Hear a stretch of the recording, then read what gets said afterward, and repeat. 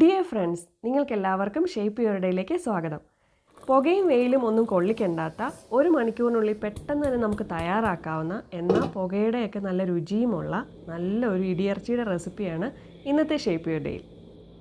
ഇതുണ്ടാക്കാൻ വേണ്ടിയിട്ട് ഞാനിവിടെ എടുത്തിരിക്കുന്നത് 1 കിലോ പോത്തിറച്ചിയാണ്. ഈ ഇറച്ചിക്കകത്തോട്ട് നമ്മൾ 1/2 ടീസ്പൂൺ മഞ്ഞൾ പൊടിയും 1 ടേബിൾ സ്പൂൺ മുളക് പൊടിയും ഉപ്പും കൂടി ചേർത്തിട്ട് നന്നായിട്ട് അങ്ങോട്ട് തേച്ച് പിടിപ്പിക്കുന്നു. ഈ ഇടിയിറച്ചി എന്ന് പറയുമ്പോൾ ഓരോരുത്തർ നാവിലും ഓരോ രുചിയായിരിക്കും കിട്ടിയിരിക്കുന്നത്. ഇങ്ങനെ എന്തായാലും ഉണ്ടാക്കി കഴിഞ്ഞപ്പോൾ ഞങ്ങൾക്ക് ഇഷ്ടപ്പെട്ടു. ഇത് നിങ്ങൾക്കും ഇഷ്ടമാവുമെന്ന് പ്രതീക്ഷിക്കുന്നു. എന്തായാലും ട്രൈ ചെയ്യണം കേട്ടോ. പൊടികളും ഉപ്പും ഒക്കെ ചേർത്ത് നന്നായിട്ട് പദം വരുത്തിയ ഈ ഇറച്ചി നമ്മൾ കുക്കറിലിട്ടൊന്ന് വേവിച്ചെടുക്കുന്നു. ഈ ഇറച്ചിക്കകത്ത് ഞാൻ ഒട്ടും തന്നെ വെള്ളം ഒഴിച്ചിട്ടില്ല കേട്ടോ.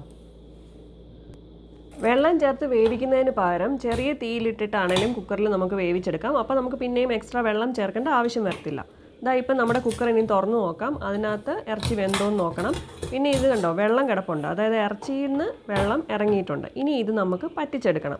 നിങ്ങളുടെ കയ്യിൽ മൺചട്ടി ഉണ്ടെങ്കിൽ അതിലേക്ക് നേരെ ഇതിട്ടാൽ മതി. അപ്പോൾ നന്നായിട്ട് വെള്ളം വലിഞ്ഞു കിട്ടാനായിട്ട് മൺചട്ടി ബെസ്റ്റായിരിക്കും.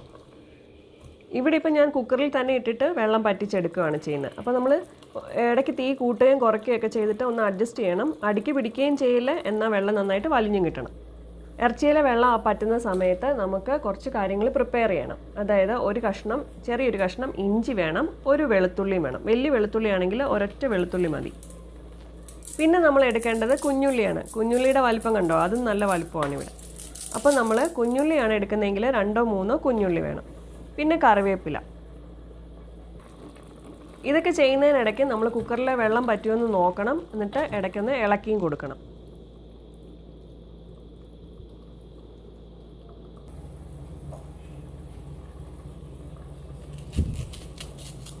ബീഫ് കറിയൊക്കെ നമ്മൾ ഉണ്ടാക്കാൻ നേരത്തെ ഒരുപാട് ഇഞ്ചിയും വെളുത്തുള്ളിയൊക്കെ ചേർക്കുമല്ലോ. ആ തരത്തിൽ ഈ ഇടിയിറച്ചിക്ക് നമ്മൾ അധികം ഇഞ്ചിയും വെളുത്തുള്ളിയൊന്നും ചേർക്കേണ്ട ആവശ്യമില്ല. കാരണം എന്ത് ഇതിൽ മുന്നോട്ട് നിന്നാലും ഫ്ലേവർ മാറിപ്പോവും. അതുകൊണ്ട് ഇതെല്ലാം കുറച്ച് വെച്ചിട്ട് എടുക്കാൻ പാടുള്ളൂ. ഇതെല്ലാം എനിക്കെൻ്റെ പപ്പ പറഞ്ഞു തന്ന കാര്യങ്ങളാണ്. ഇത് ഉണ്ടാക്കുന്നതിൻ്റെ കാര്യം ഞാൻ ആദ്യമായിട്ട് പപ്പായോടാണ് സംസാരിച്ചത്. അപ്പോൾ പപ്പ എനിക്ക് കുറേ ടെക്നിക്കുകളൊക്കെ പറഞ്ഞു തന്നു. അപ്പോൾ അത് ഞാൻ കുറേയൊക്കെ ഇതിൽ ഉപയോഗിച്ചിട്ടുണ്ട്. അതുകൊണ്ടായിരിക്കണം ഇത് നല്ലതായിട്ട് തന്നെ വന്നു. ഇനി നമുക്ക് കറിവേപ്പില മിക്സിയിലിട്ടിട്ട് നന്നായിട്ടൊന്ന് ചതച്ചെടുക്കണം. ചതച്ചെടുക്കുകയല്ല, നന്നായിട്ടൊന്ന് പൊടിഞ്ഞ് കിട്ടുവാണെങ്കിൽ അത്രയും നല്ലത്. എന്നിട്ട് നമ്മൾ ഇഞ്ചിയും ഉള്ളിയും വെളുത്തുള്ളിയും കൂടെ മിക്സിയിലിട്ടിട്ട് നന്നായിട്ടൊന്ന് ചതച്ചെടുക്കുന്നു. ഇതെല്ലാം കൂടി നമ്മൾ ഒരുമിച്ച് മിക്സിയിലിട്ടിട്ട് ഒരുമിച്ച് ചതച്ചെടുത്ത് കഴിഞ്ഞാൽ നമ്മുടെ കറിവേപ്പില സെപ്പറേറ്റ് ആയിട്ട് ഇങ്ങനെ കിടക്കത്തേ ഉള്ളൂ. അത് പൊടിയുകയോ ചതയുകയോ ഒന്നും ചെയ്യത്തില്ല. അതുകൊണ്ടാണ് രണ്ടായിട്ട് നമ്മളത് ചെയ്യണമെന്ന് പറയുന്നത്. ഇപ്പോൾ കണ്ട് നമ്മുടെ ഇറച്ചിയിലെ വെള്ളം ഒരുമാതിരി നന്നായിട്ട് തന്നെ പറ്റിയിട്ടുണ്ട്. ഇനി ബാക്കി കുറച്ചുകൂടെ ഒന്ന് പോകാനുണ്ട്. അപ്പോൾ നന്നായിട്ടൊന്ന് ഇളക്കി കൊടുത്തുകൊണ്ടിരിക്കണം. ഇറച്ചിയിലെ വെള്ളം ഒരുമാതിരി നന്നായിട്ട് തന്നെ ഇപ്പോൾ പറ്റിയിട്ടുണ്ട്. ഇനി ഇപ്പോൾ ഇത് വെച്ചിരുന്നാൽ ഇതിനെ അടുക്കി പിടിക്കും. അപ്പോൾ അതിൻ്റെ ഇറച്ചിയുടെ ടേസ്റ്റ് മാറിപ്പോവും. അതുകൊണ്ട് നമുക്കിനി ഇത് അടുപ്പത്തുനിന്ന് മാറ്റാം. ഇനിയിപ്പം നമുക്ക് ഇറച്ചിയിലെ ചൂടൊന്ന് മാറിയതിന് ശേഷം നമുക്കിതുപോലൊരു കല്ലിലിട്ട് ചതച്ചെടുക്കണം. ഇങ്ങനത്തെ കല്ല് നിങ്ങളുടെ കയ്യിൽ ഇല്ലയെന്നുണ്ടെങ്കിൽ മിക്സിയുടെ ഈ പൊടിക്കുന്ന ജാറിലിട്ടിട്ട് ഗ്രൈൻഡ് ചെയ്തെടുത്താലും മതിയാവും. ഒരുമാതിരി നന്നായിട്ട് തന്നെ വെന്ത ഇറച്ചി ആയതുകൊണ്ട് ഇത് കല്ലിലിട്ട് ചതയ്ക്കാനാണെങ്കിലും വലിയ ബുദ്ധിമുട്ടൊന്നുമില്ല.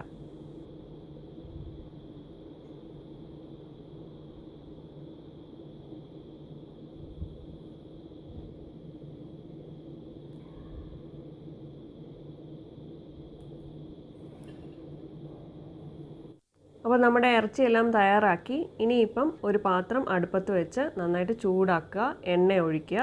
ഇനി അതൊന്ന് ഫ്രൈ ചെയ്യുന്ന കാര്യങ്ങളാണ് നമ്മളിനി ചെയ്യുന്നത്. വെളിച്ചെണ്ണ തന്നെ നമ്മൾ പാചകത്തിനായിട്ട് ഇതുപോലെ എടുത്തു കഴിയുമ്പോൾ ഒത്തിരി പുക വരും, പുകയും മണവും എല്ലാം വരും. അത് കാരണം അത് ഒഴിവാക്കാൻ വേണ്ടിയിട്ടാണ് ഞാൻ സൺഫ്ലവർ ഓയിലിനകത്തോട്ട്, നമ്മൾ സാധാരണ ഏതെങ്കിലും ഒരു എണ്ണ എടുത്തിട്ട് അതിനകത്തോട്ട് കുറച്ച് വെളിച്ചെണ്ണ ചേർക്കുന്നത്. അപ്പം വെളിച്ചെണ്ണയുടെ ഫ്ലേവറും കിട്ടും, ഒത്തിരി അങ്ങ് പുക വരത്തുമില്ല. എണ്ണയൊന്ന് നന്നായിട്ട് ചൂടായി കഴിയുമ്പം അതിലേക്ക് നമ്മൾ മിക്സിയിൽ അടിച്ച് വെച്ചേക്കുന്ന അരപ്പുണ്ടല്ലോ, അത് ചേർത്ത് കൊടുക്കാം.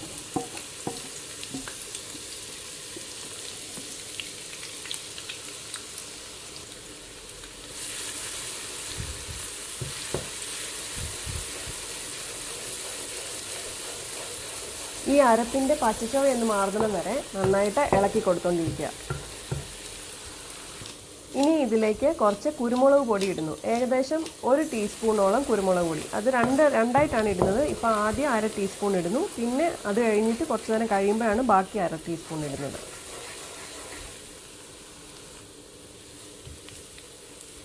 അരപ്പ് ഒരുപാട് അങ്ങ് മൂത്ത് പോകണ്ട. അതിൻ്റെ ഒരു പച്ചച്ചവയൊന്ന് മാറി കിട്ടിയാൽ മതി. ഇനി ഇതിലേക്ക് നമ്മൾ പൊടിച്ച് വെച്ചിരിക്കുന്ന ആ ഇറച്ചിയും കൂടി ചേർത്ത് കൊടുക്കാം.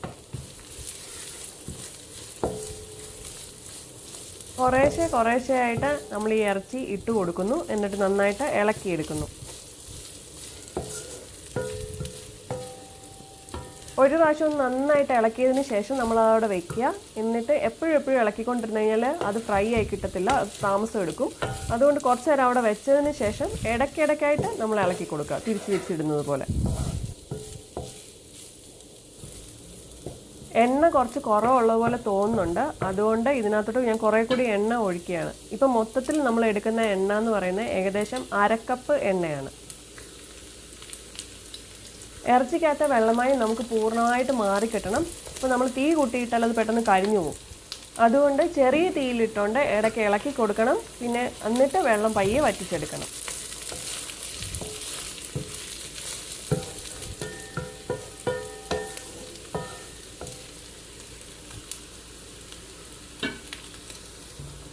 ഈ സമയത്ത് ബാക്കി വെച്ചിരിക്കുന്ന 1/2 ടീസ്പൂൺ കുരുമുളക് പൊടി കൂടി ചേർത്ത് കൊടുക്കാം.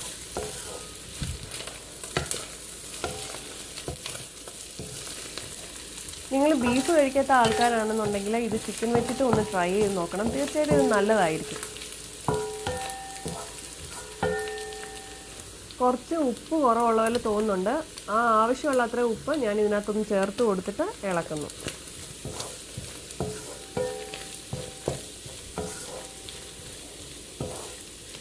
എണ്ണയിൽ കിടന്ന് അതിൻ്റെ വെള്ളമൊക്കെ വലിഞ്ഞ് മൂക്കും തോറും ഈ ഇറച്ചിക്കകത്ത് നമ്മൾ എണ്ണ ചേർത്തല്ലോ, ആ എണ്ണ പയ്യെ പുറത്തേക്ക് വരാൻ തുടങ്ങും.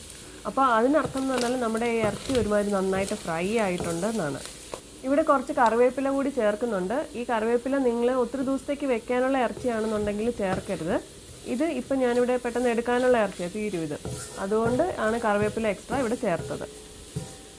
ഇറച്ചി നന്നായിട്ടൊന്ന് മൊരിഞ്ഞിട്ടുണ്ട്. ഒരുമാതിരി നല്ല ബ്രൗൺ നിറം ആകുമ്പോഴത്തേക്കും നമ്മളത് മാറ്റിക്കോണം. അടുപ്പ് ഓഫ് ചെയ്ത് അടുപ്പത്തൊന്ന് മാറ്റണം. അല്ലെങ്കിൽ അത് ഒത്തിരി അങ്ങ് മൊരിഞ്ഞു പോകും. അപ്പോൾ ടേസ്റ്റ് മാറും. ഇനി ഇപ്പം നമ്മൾ ചെയ്യാൻ പോകുന്നത് എന്താണെന്ന് വെച്ചാൽ, നമ്മൾ കുഴിമന്തി അല്ലെങ്കിൽ നമ്മൾ ബീഫ് മന്തിയൊക്കെ ഉണ്ടാക്കുമ്പോഴത്തേക്കും കുഴി ഇട്ടില്ലേ, അതുപോലെ നമ്മൾ പുകയിടാൻ വേണ്ടിയിട്ട് പോവുകയാണ്. അപ്പം ഇവിടെ ഇപ്പോൾ എടുത്തിരിക്കുന്ന കോൾ എന്ന് പറഞ്ഞാൽ നമ്മുടെ നാട്ടിലൊക്കെ നമ്മുടെ അടുപ്പ് കത്തിക്കുമ്പോൾ ഉള്ള വിറക് കത്തിക്കില്ലേ, അപ്പോൾ അതിൻ്റെ ആ കൽക്കരിയാണ്. അതിപ്പം നമുക്കിവിടെ കിട്ടാനില്ലാത്തതുകൊണ്ട് ഇവിടെ വാങ്ങിച്ച കോളാണ്. അതുകൊണ്ടാണ് ഈ ഷേപ്പിലിരിക്കുന്നത്. നമ്മുടെ സാധാരണ വിറക് കത്തിക്കുമ്പോൾ ഉള്ള കൽക്കരി, അതാണ് ഇവിടെ ഇപ്പം നമ്മൾ എടുക്കുന്നത്. നമ്മുടെ ഈ അടുപ്പത്തു നിന്ന് എടുക്കുന്ന ആ കരി ഒന്ന് നന്നായിട്ട് പുക കിട്ടാൻ വേണ്ടിയിട്ടാണ് അതിലേക്ക് കുറച്ച് എണ്ണയും കൂടി ഒഴിക്കുന്നത്. എന്നിട്ട് ഈ പാത്രത്തിലോട്ട് വെച്ചിട്ട് പെട്ടെന്ന് തന്നെ അടപ്പ് അടയ്ക്കണം. അടപ്പിന് കിഴുത്തൊക്കെ എന്തെങ്കിലും ഒരു ഹോളുള്ളതാണെങ്കിൽ അത് നന്നായിട്ട് അടച്ച് വെക്കണം, ഒരു പേപ്പറോ എന്തെങ്കിലും വെച്ചിട്ട്. നമ്മുടെ ഇറച്ചി അവിടെ നിന്ന് പുക കൊള്ളുന്ന സമയത്ത് നമുക്കിതിന് നല്ലൊരു കോമ്പിനേഷൻ ഉണ്ടാക്കാം. ഈ കോമ്പിനേഷൻ ഉണ്ടാക്കുന്നതെന്ന് പറഞ്ഞാൽ കുഞ്ഞുള്ളിയും കാന്താരിയും പിന്നെ കുറച്ച് ഉപ്പും കൂടിയാണ്. ഇത് എല്ലാം കൂടി എടുത്തിട്ട് നമ്മൾ കല്ലിലിട്ട് നന്നായിട്ടൊന്ന് ചതച്ചെടുക്കുന്നു. ഇതും കൂടി ഈ ഇറച്ചിയുടെ കൂടെ ആകുമ്പോൾ ഉണ്ടല്ലോ നല്ല ടേസ്റ്റാണ്.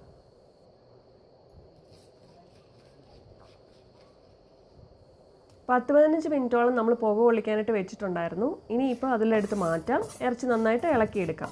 നല്ല പുകയുടെ ഒരു നല്ല മണമുണ്ട് ഇപ്പോൾ ഈ ഇറച്ചിക്ക്. ഇനി നമുക്കിത് ഒരു പാത്രത്തിലേക്ക് എടുക്കാം. നല്ല ആവി പറക്കുന്ന പാലക്കാടൻ മട്ടാരിയുടെ കൂട്ടത്തിൽ നമ്മൾ ഈ കാന്താരി മുളകും ഉള്ളിയും കൂടി ചതച്ചതും ഈ ഇടിയിറച്ചിയും കൂടെ കൂട്ടി നമ്മളൊന്ന് കഴിച്ചാലുണ്ടല്ലോ, വയറ് നിറയെ ചോറിനാൻ നമുക്ക് വേറെ ഒരു കറിയുടെ ആവശ്യമില്ല. ഞങ്ങൾക്കിത് ഒത്തിരി ഇഷ്ടമായി. നിങ്ങളിത് ഒരു പ്രാവശ്യമെങ്കിലും ഒന്ന് ട്രൈ ചെയ്യണം കേട്ടോ. അഭിപ്രായങ്ങൾ പറയണം. അതുപോലെ ലൈക്ക് ചെയ്യാനും ഷെയർ ചെയ്യാനും ഒന്നും മറക്കരുത്. ആദ്യമായിട്ടാണ് ഈ ചാനൽ കാണുന്നതെങ്കിൽ സബ്സ്ക്രൈബ് ചെയ്യണം, മറക്കരുത് കേട്ടോ. ഇനി നെക്സ്റ്റ് വീഡിയോയിൽ നമുക്ക് എത്രയും പെട്ടെന്ന് കാണാം. നിങ്ങളെല്ലാവരും സന്തോഷമായിട്ട് ഹെൽത്തി ആയിട്ട് ഇരിക്കുക. ബൈ.